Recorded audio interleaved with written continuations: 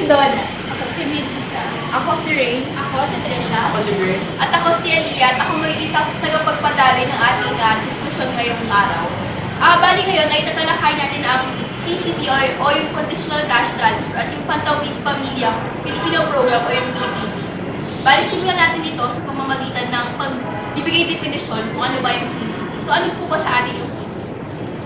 Bali ang CCT o Conditional Cash Transfer Program ay isang programa na inilunsan ng gobyerno para matulungan ang mga taong paralita. Bali nandito may mga kondisyon na kailangan sundin ang mga beneficiary o mga nagbe-benepisyo dito para sila yung mabigyang tulong ng gobyerno. Bali ang CCT o Conditional Cash Transfer Program ay nagsimula pa noong 1990s sa Mexico kung saan tinatawag itong Progresa Program or tinatawag na siya ngayong Oportunidades.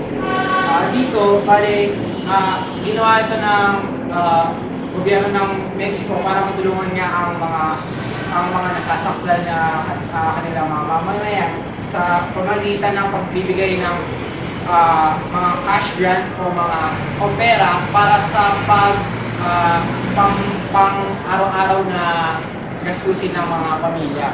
Bali, at dito, nagsimula ang pag-angkat sa iba't ibang lugar kung saan sa kalapit nitong Latin America o mga bansang Honduras, Brazil o Nicaragua, Chile, Colombia, Pakistan at iba pa. At noong 2007 naman, sa Pilipinas ay nagkaroon ng tinatawag nating 4Ps o ang Pantawid Pamilyang Filipino Program na kung saan naman nakipag-partner o nakipagtulungan ang DSWD o ang Department of Social Welfare and Development sa iba't iba pang organisasyon katulad ng Department of Education, Department of Health, Department of Welfare, Local Government sa pag-implementa ng tulong sa mga tao.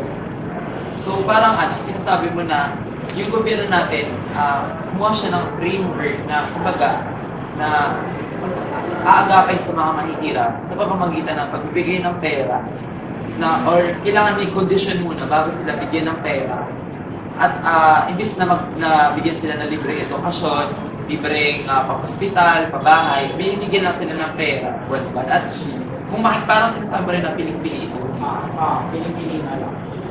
So bali sinasabi natin nga na yung CCT 4Ps ay para dun sa mga mananalaw, mahihirap na content ng ating lipunan. So, ibigyan muna natin definition kung ano ba talaga yung kahirapan. So, ano ba yung kahirapan? Kasi di ba yun yung pinagbabasihan natin ng pagbibigay ng CCT.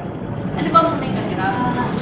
Di ba, sabi nga sa ating ni Sir Monsalat, ang kahirapan, ito yung kawalan ng pagpipilian. Wala kang choice. So, kung wala kang choice, ano yung kakainin mo, halimbawa, hindi isang tao na ito lang para sa araw na ito yung kakainin niya, kahit hindi yung talaga sapat para sa kanya, doon siya magsisettle. Parang, kung sasabi natin ang kahirapan, yun yung kawalan ng access sa mga basic needs ng tao. Parang sinasabi na yung ang kahirapan ay dito sa Pilipinas, pag wala kang pera, parang yun yung kahirapan sa'yo. Pero marami din namang salik ang hirapan or maraming mga Bibigyan naman natin ng eksaktong numero kung paano ba masasabi. Sinasabi na kung ikabubuhay ka na mas maliit pa sa $1, ay masasabi mahirap lang so kung magkano na ba ngayon 42 pesos. So, kung mas mababa pa sa 42 pesos yung kinikita mo kada araw, maaari ka na siya naman dahil ito yung poverty threshold. Pero parang sa totoo lang, 42, 41, 42 pesos. Saan ba aabot yun? Nasa araw-araw na pamasahe lang. Or pagkain na isang kainan lang, parang hindi naman kasya yung 42 pesos. At dagdag pa, parang tinuturing din na yung 42 pesos na tawad na yun, binibigay lang ng mga amo yun sa mga magtrabaho sa kanila para kinabukasan, makapagtrabaho sila ulit. So, parang walang ibang nakukuhang benepisyo yung mga Pilipino yung kumikita ng ganong kaliit na tao. So parang nagiging parang siklo ng kahirapan. Kasi kung cycle, parang binibigyan ka ng sweldo para mabuhay ka, para makapasok ka sa susunod na araw. Yung parang nagiging ganun yung mukha ng kahirapan. Lalo na dito sa Pilipinas na talaga namang isa sa pinakamababang wage o yung sweldo ng mga tao ay pinakamababa sa isa sa buong mundo. Ayan, no, bali, nakita natin talaga kung ano ba yung definition natin ng kahirapan, lalo na sa Pilipinas mismo, dahil yung mga iba nating pinagbabasihan ay international based naman talaga, hindi nakaangkop sa sitwasyon ba talaga na ating bansa. Bali, ano naman yung definition natin ng maralita? Paano natin nasabi na isang Pilipino ay maralita? Pareho ba ito ng kahirapan? Yung definition natin? Siguro yung masasabi natin yung morality ay mas nakaangkla siya sa ekonomiko o yung pang-financial na kapasidad. Kasi tulad na sinabi ko kanina, may yung kahirapan, may iba-iba siyang yung pagiging moralita, marami ito yung nakabatay sa pang-financial na kakayahan ng isang tao.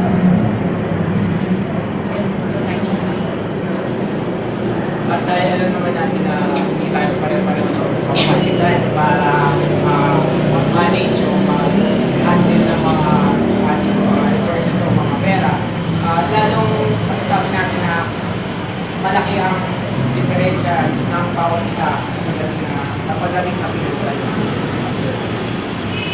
Ayan, so nabigyan natin kahulugan yung CCP, yung PPP, at kung ano yung definition ng kahirapan. So, pumunta tayo sa sino ba talaga yung mga mararalit ng Pilipino na nakikinabang dun sa Pilipino. Itong Pantawid Pamilyang Pilipino Program, nag-set siya ng committee para sa pagka-target kung sino ba yung mga pamilyang dapat bigyan ng pinansyal. Ang naka-assign ditong committee ay yung National Household Targeting System for Poverty Reduction. Sinusuri nila yung socio-economic status ng pamilya.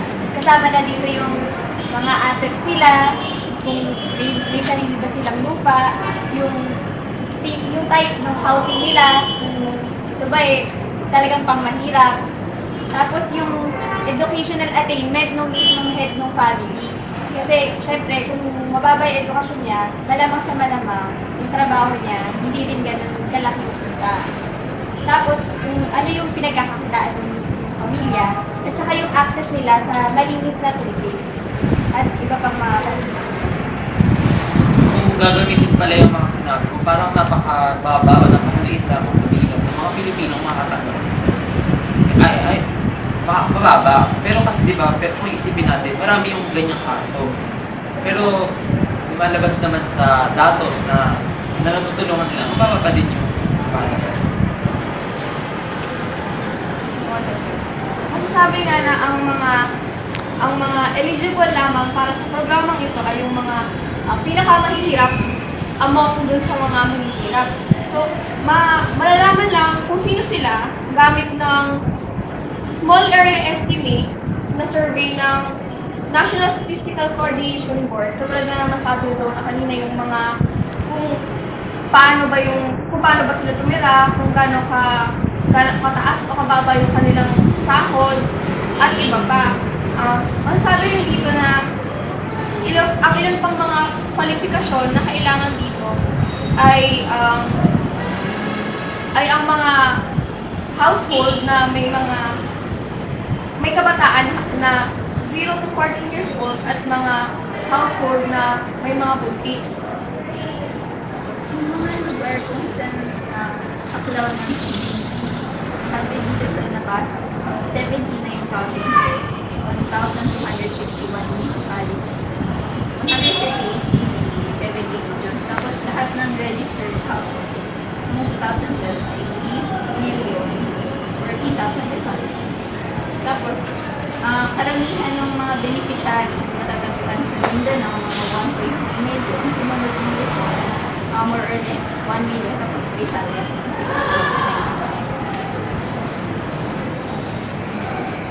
Kung isipin natin, ilan lang talaga yun sa buong 98 million na Pilipino. Kung titignan natin, yun lang ba talaga yung nahihira? Parang hindi pa rin sapat para gustusan yung pangailangan ng nakararami. Na gusto naman talagang gawin ng sana ng CCP.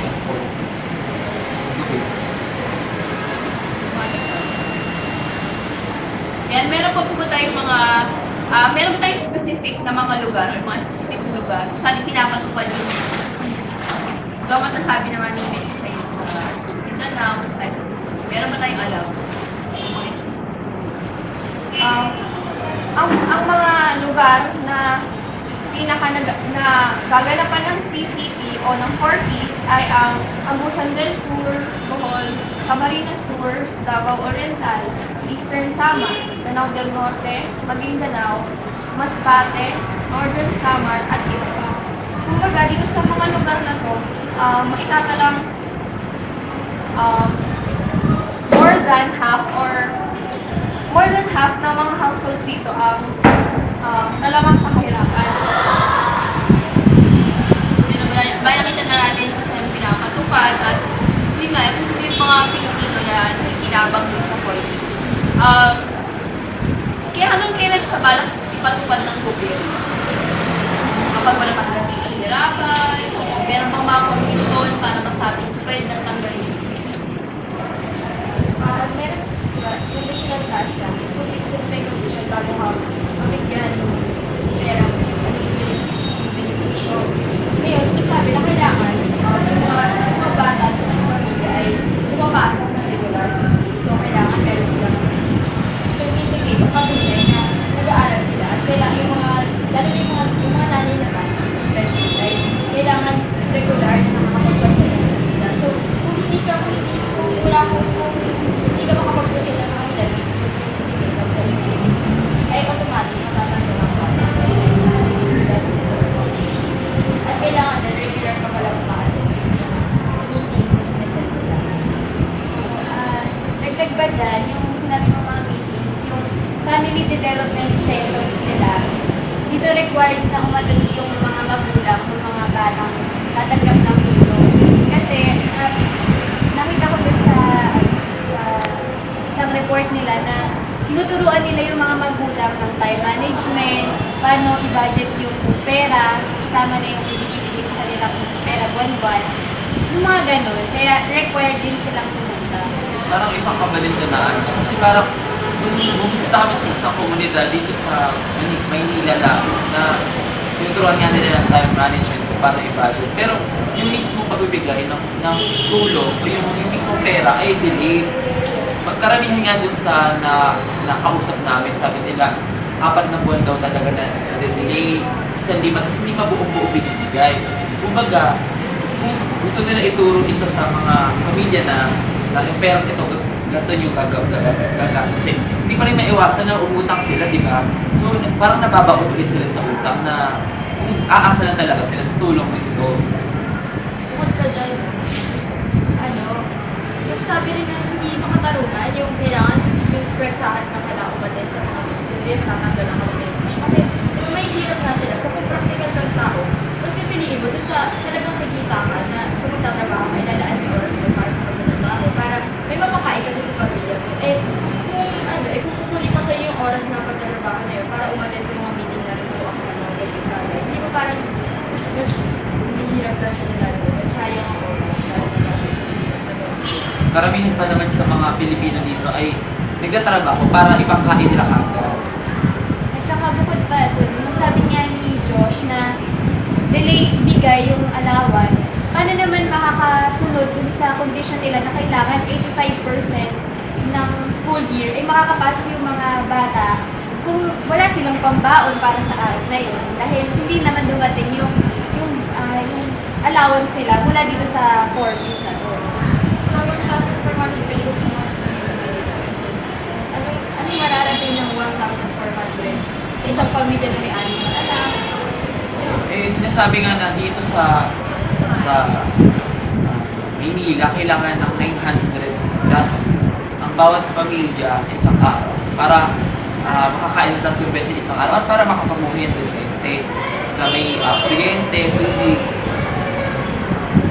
Meron ako na nakapanayam na isang pamilya nung ako ay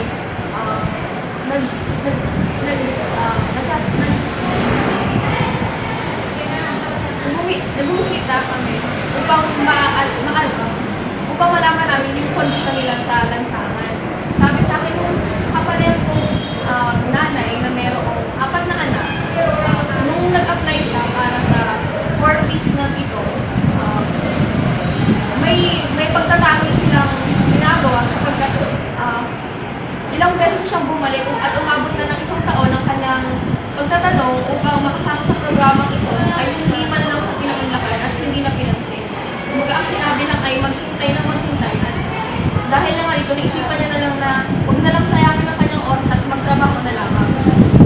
So, para pa lang mapapansin natin yung mga kondisyon na ilatag mo, CCP, parang naka-act na din to sa MDG o yung Millennium Development Goal natin. Kasi doon, parang sinasabi na ang gusto ng gobyerno natin ay by 2050, ma-achieve or mapuna na natin yung mga pagkukulang natin sa mga goals na ito. Kasama na dyan yung pag-reduce nga sa kahirapan at yung kagutungang dinadanas ng bawat mamamayan. Yung primary education man lang, makumpleto ng bawat bata. Literacy rate. Yung literacy rate mapataas kasi napaka-importante niya. Tapos yung gender equality rin, sa pagitan din siguro ng mag-asawa, mag-desisyon kung paano gagawin ng pera. Tapos yung child mortality, pabawasan kasi di ba dahil nga sa kawalan ng access sa serbisyong pangkalusugan, minsan namamatay yung mga bata dahil lang sa diarrhea. Kasi yung diarrhea hindi nabigyan tamang lunas. Tapos, ang kahuli-hulihan yung pag-i-improve ng maternal health sa mga buntis. Na marami din kaso na maraming buntis na mamamatay sa Pilipinas. Ayun, bali nakikita natin na maganda sana yung gustong mangyari ng CCC dahil kunyari maabot yung MPGs. Pero kung susuliin natin siya ng mas malalim, hindi nagiging ganito yung labas sa mga pamilya Pilipino.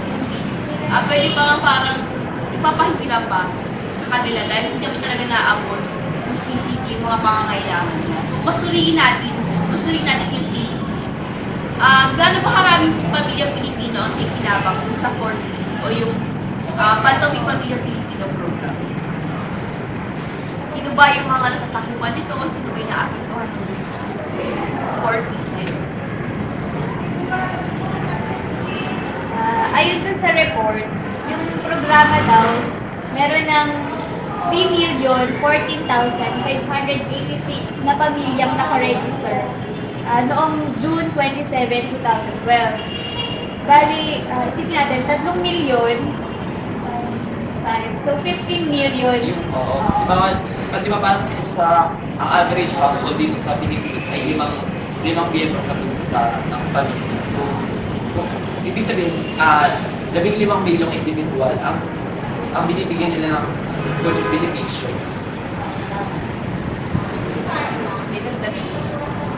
So, parang kung makikita natin, 15 milyon sa 98 or mababakan bilang ng Pilipinas. So, ilang porsyento lang ba ito ng Pilipino? Halos 15%.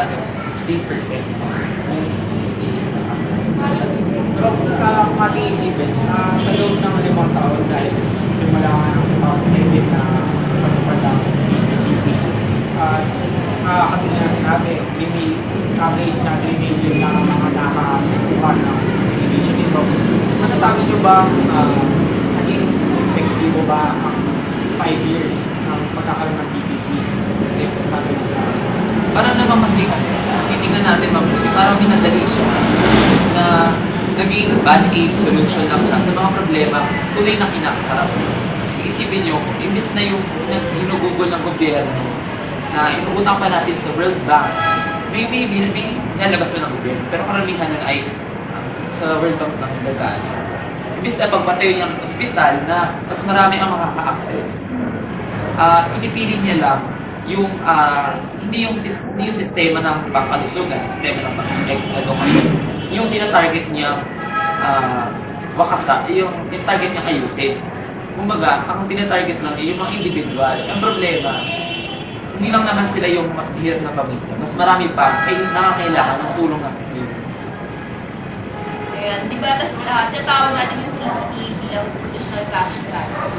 Ano ba yung mga kondisyon ng mga institusyong palahok dun sa pagpapatupad dito sa pagpili ng mga magbe-benepisyo o yung nakakakuha ng CCT?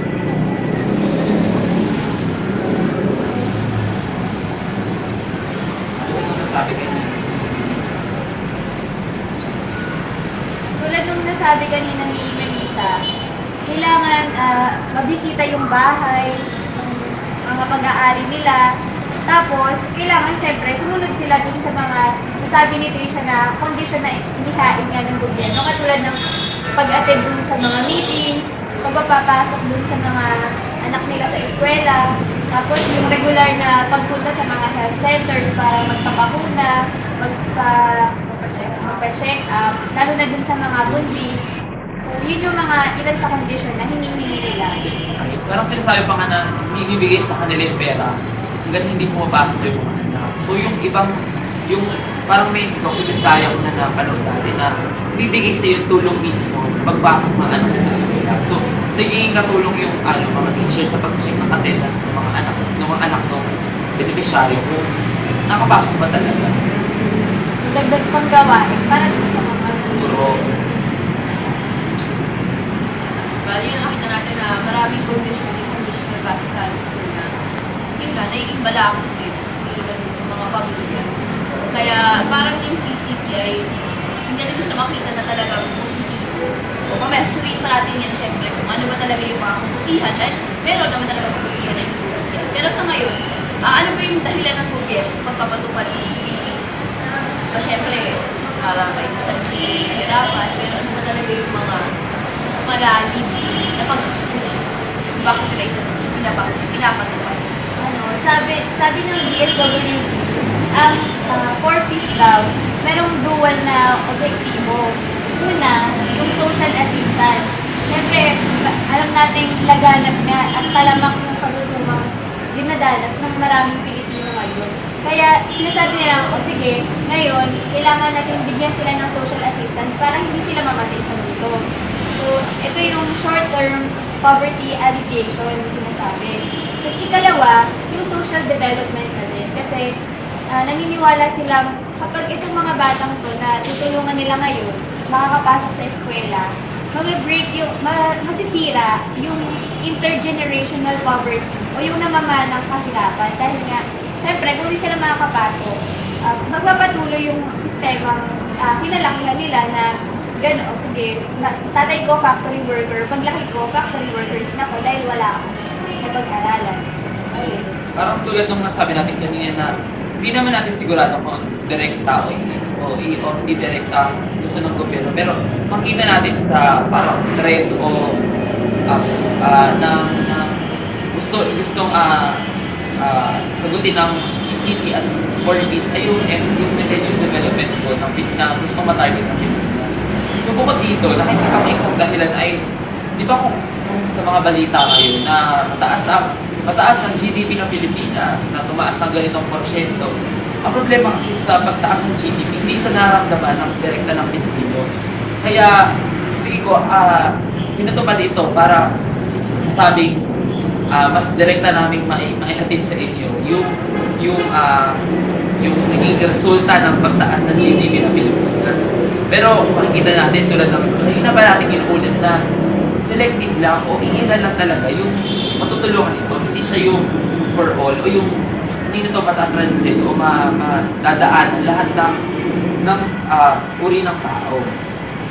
So, isa tingin ko yun na dahil hindi nagtatranslate o hindi bumababa yung nagiging pagyaman ng sinabi na ng Pilipinas dahil sa batayang na GDP. Kasi di ba kung tingnan natin sa mga nakaraang taon, sino ba yung lumabili ng yaman? Di ba? Ang Henry Sina na ilang taon lang nasa number 1. Mula 24 billion, naging 40 plus million yung kita nila sa isang taon. So, sila yung, parang kung makikita natin, para kanino ba yung lubang ng GDP?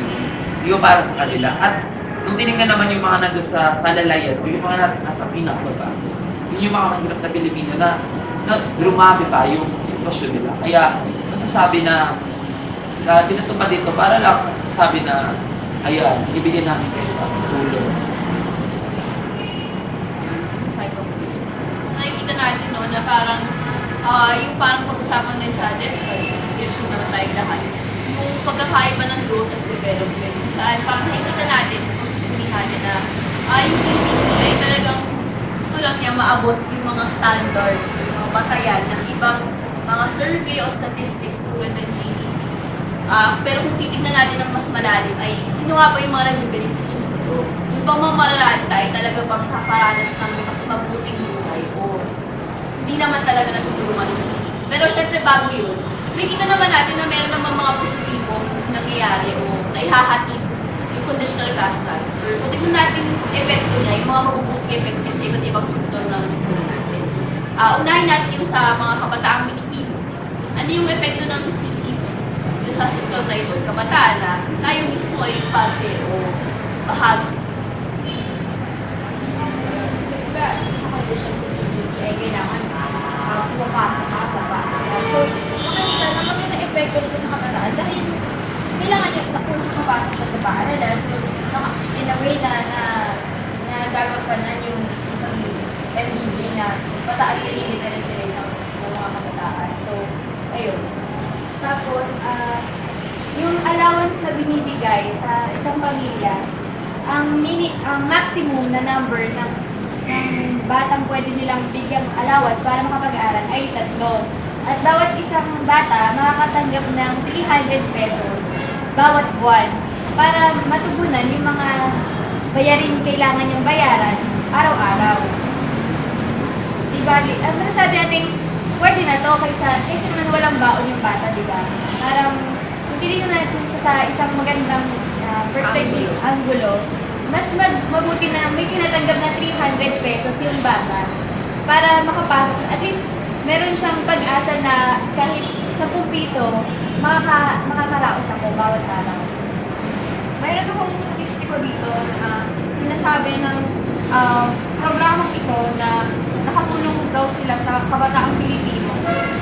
Sabi dito, sa mga barangay kung saan napatupad itong pagtawid ng programa, 76% ng mga bata dito ay enrolled sa daycare o nag-aaral na kumpara sa 65% na hindi mga pumapasok na pag-aaral sa mga hindi pantawid na barangay.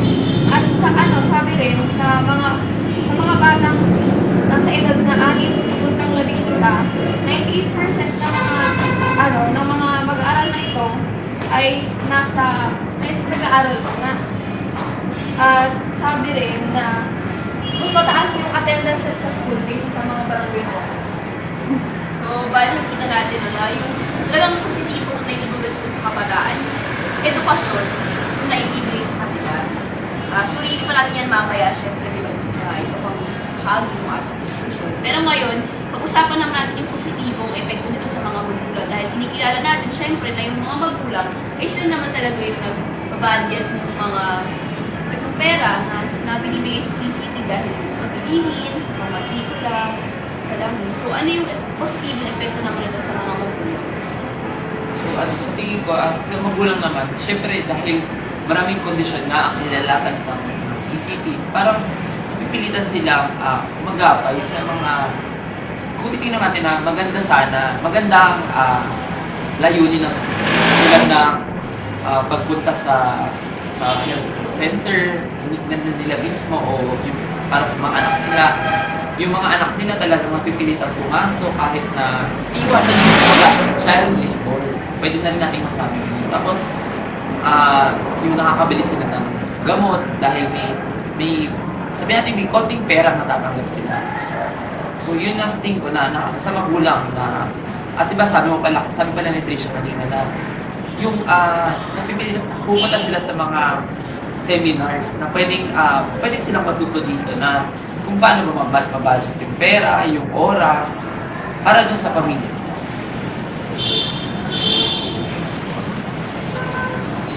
Ayun, ngayon naman, inilalik na natin yung positibo epekto sa mga magulang. Paano naman dun sa kababaihan o yung kababaihan? Pero kasi diba, inisip din natin na yung mga magulang naman ay yung babae, tsaka yung lalaki, nanay at tatay. So, mas i-particular siguro natin sa kababaihan. Ano yung mga epekto dito sa parte ito ng Bali, sinasabi na sa movies na nagkakaroon ng gender empowerment. Bali kasi sinasabi na relatively, ang mga babae ay mas magaling mag-manage or mas nagagamit nila ang grants na binibigay, mga cash grants para sa pagbili ng pagkain at sa budget na binibigay sa kanila. At dito, naalagaan nila yung kondisyon ng kanilang mga anak kung saan na hindi rin maiwasan ng child labor. Kasi di ba alam naman natin na tuwing ang pamilya ay ang problema o ang mga maralita, ang mga anak nila ang kanilang pinapagtrabaho, pinapalimos sa kali, at mga ganong bagay pa. At dito naiwasan ang pag-abuso sa mga anak. At para rin sa mga kababaihan na parang naiaangat pa sila lalo sa pagkakaroon ng gender justice or gender equality na hinahangad ng mga kababaihan. Bukod pa dyan, dahil nga iba nasa Pilipinas tayo kung saan karamihan sa mga babae kinukulong lang sa bahay. Kumbaga, lalo na sa mga mahihirap na komunidad kung saan mas konti yung kababaihang nakapag-aral. Ngayon, yung empowerment siguro na nakikita ko dito, nakakahawak sila at nararanasan nilang mag-budget ng pera. Kumbaga, may say ako dito. May say ako dito kasi ito, hindi ito galing sa asawa ko. Ito yung binigay sa pamilya namin at ako yung magmamanage at magbabudget nito. So parang sinasabi din dito na dahil kababaihan ay dadala siya ng sanggol sa sinapupunan niya, yung kumbaga makikita natin na mas sa ganitong may isa pang buhay ang katawan. Parang nabibigyan siya ng pansin dito dahil, di ba sinasabing ayaw tumaas yung maternal mortality, maternal health ay napabuti. Kaya sa CCT, parang nabibigyan pansin sila dito dahil sila naman mismo yung mas kailangan nila sa kalusugan. Ayan, kita natin yung mga positibong epekto sa kababaihan, sa kalusugan nila, sa sasabi ng gender empowerment. Ngayon, suriin natin yung mabuting epekto ng CCT at PPP sa bansa bilang kabuuan. Tignan natin siya na mas malaki. Ano yung epekto yun sa bansa natin sa isang positibong paraan? Dahil syempre, di ba, yung talaga namang layunin ng CCT ay pagandahin o mas pagandahin yung kalagayan ng mga kababayan Pilipino. So, ano yung epekto yun sa bansa natin? Bali sa kabuuan, sabi natin na siyempre ang gusto natin maputulay ang intergenerational poverty na meron tayo ngayon sa ating bansa. Bali, sinasabi dito na mag-implement ng PPP fees ay pagkakaroon tayo ng training ground para sa future na tayo nabibigay ng magandang edukasyon, tayo masusustenahan sa ating pangkalusugan. At dahil doon, sa paglipas ng panahon ay sa ating future ay gaganda at mababago natin ang sistema kahit sa paunti-unting paraan. So, sa tingin ko sa bansa, sa kabuuan, bukod sa natutulungan niya yung batayang sektor talaga na hinaabot niya ito na hindi naabot ang ibang programa. Nakakatulong ito upang magkaroon ng kaluwagan sa pamilya ng maraming Pilipino.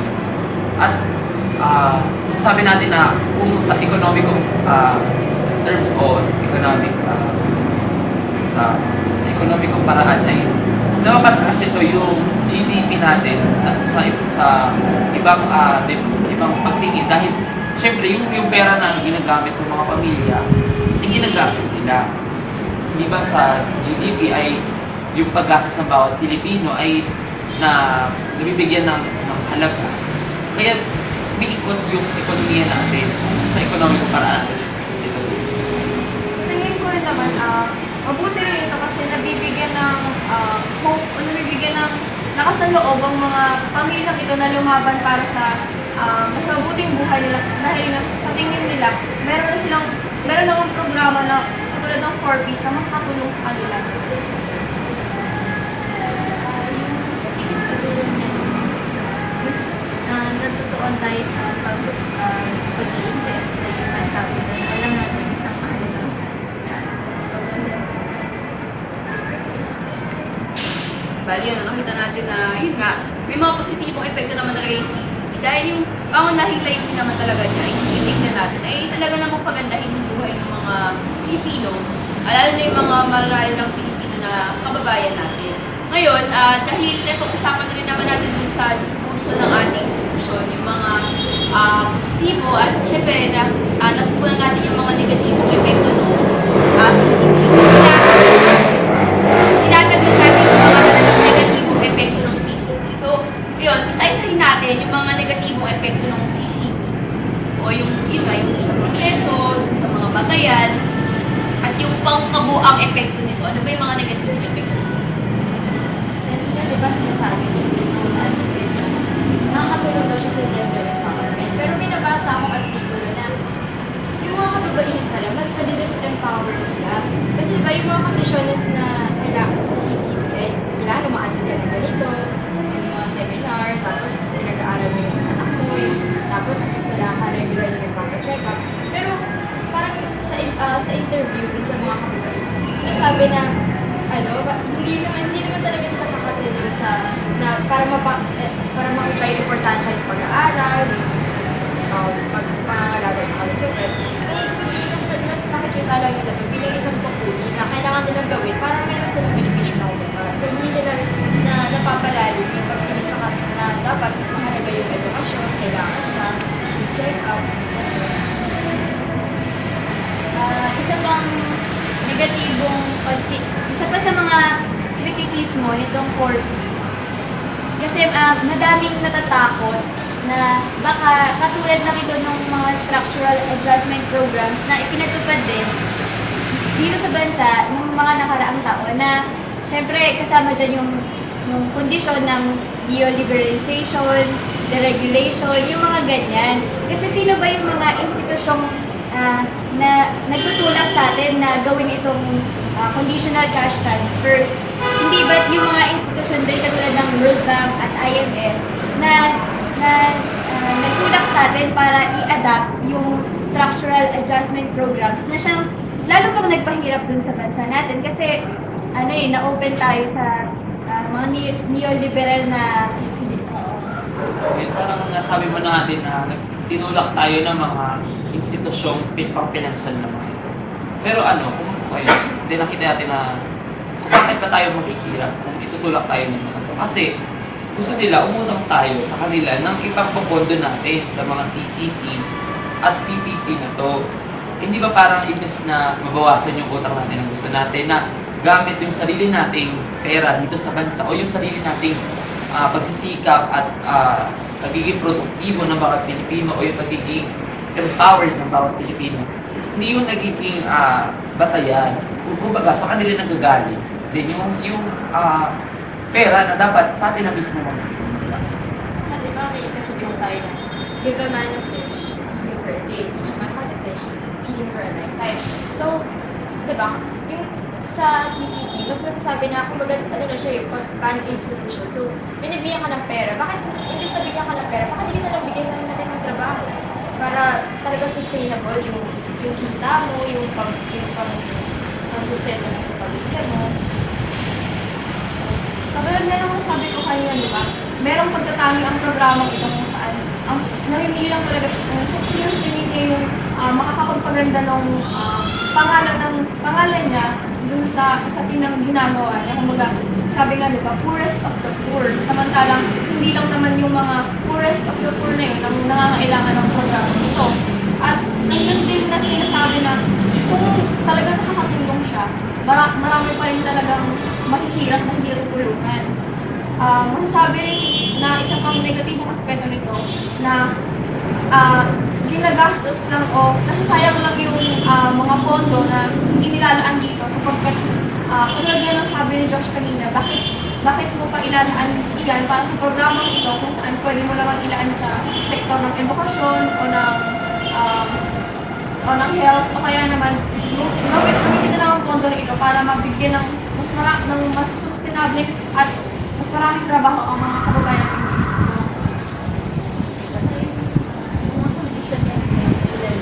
Regular na pagpapacheck up.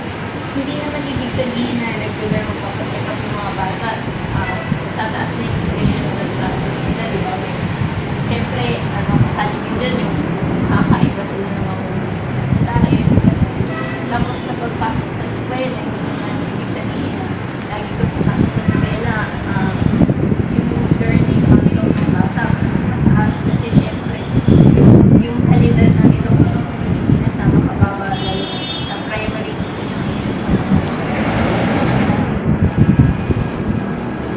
At isa pa, katulad kung din ang mga sinabi nila, paano mo pagkakasyahin yung 1,400 pesos sa isang buwan sa lahat ng mga pangangailangan nyo. Tapos, aata yung gobyerno na buunlad yung mamumuhay nyo. Di ba?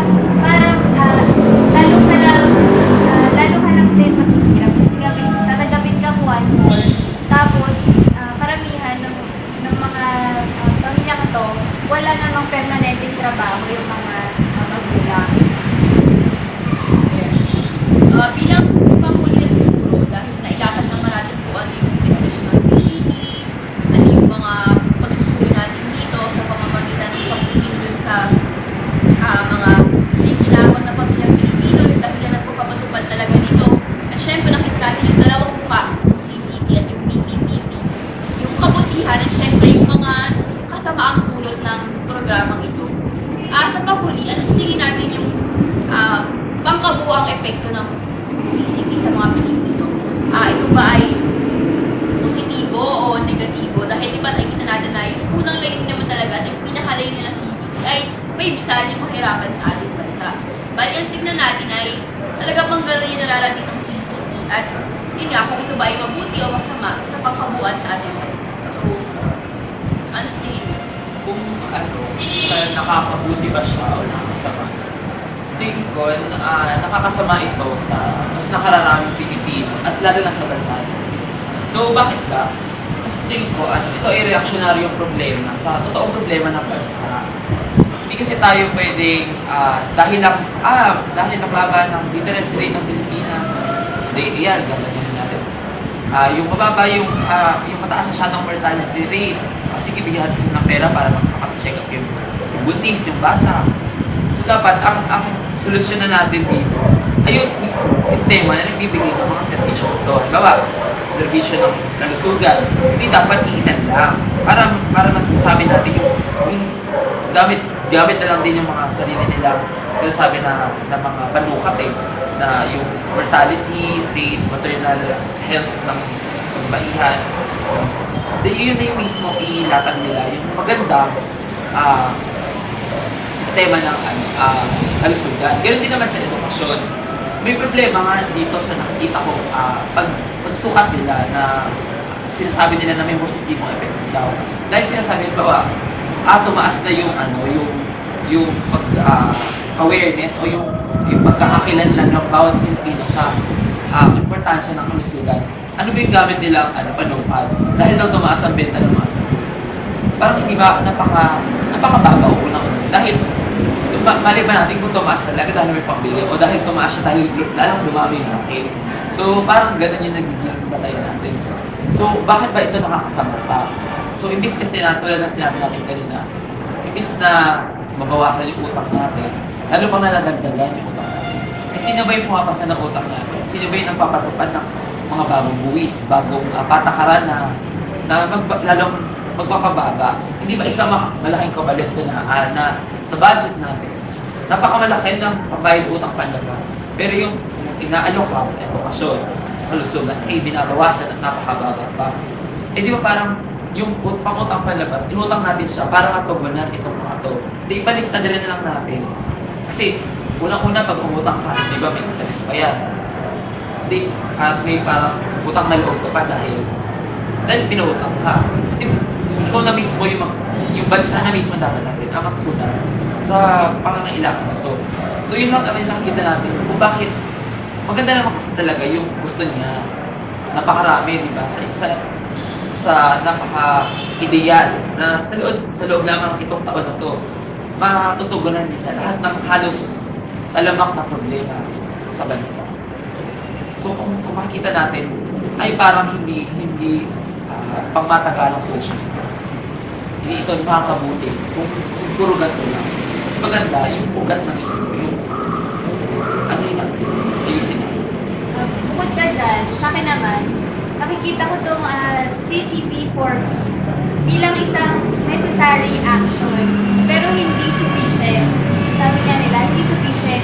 Oo, syempre hindi natin kailangan hindi natin dapat pabayaan yung mga kapwa natin Pilipino na mamatay, wala nang makain, wala na silang maipanggamot sa mga sakit, wala pa rin tayong gagawin. Tama naman na may action din ginawa yung gobyerno. Pero hindi dapat ito tingnan na ngayon, yung 5 taon na ito, iasa natin sa Pantawid Pamilyang Pilipino program. Habang nilalaban natin itong programang to, dapat sinisimulan na rin natin tirahin yung mga ugat niyang problema para pagtapos nitong implementasyon nitong 4Ps, handa na yung sistema, yung bagong sistema ng edukasyon, ng kalusugan, para saluhin yung responsibilidad na ibibigay sa kanila after yung 4Ps. Bali, isa pang problema dito sa 4Ps at sa mga aside iba't ibang CCPs ay ang pagiging nitong demand side intervention. Instead na maging supply side intervention, kung saan na dapat ka munang humingi bago ka bigyan kaysa na bibigyan ka ng kusa. Bali, nandito, hindi alam naman natin na hindi lahat ng tao ay may kapasidad para tumugon sa mga kondisyon na inilaban ng gobyerno. At alam naman natin na napakahirap din sundin. Kahit sabihin mo may kapasidad ka man, ay mahabang proseso pa ito at natulad nga ng mga nabanggit din ay matagal. Bali, bakit pa natin bibigyan ng temporaryo at kung saan iilan lang ang makakahawak o makakakuha ng serbisyong pangkalusugan at pang-edukasyon, kung pwede naman natin gawin na yung sa struktura at sa sistema na katulad nga ng mga nabanggit kanina na i-expand o lawakan pa ang sakop ng makakakuha ng benepisyo ng ganitong mga programa. Ayan, so, yun, bilang panghuli na lang siguro, no? Nakita natin na yung CCT ay sana, maganda yung gusto iparating na talagang ibusan yung pahirapan, lalo na sa Pilipinas bilang isang developing country ay napakarami talagang may hirap. Napakaraming bata hindi nakapasok, napakaraming may sakit ang hinahina ng doktor. At marami ang namamatay na dahil sa kagutuhan at iba pang mga kawalan ng trabaho at iba pang mga sayo. At yung CCT, maganda yung gusto niya tumuhin.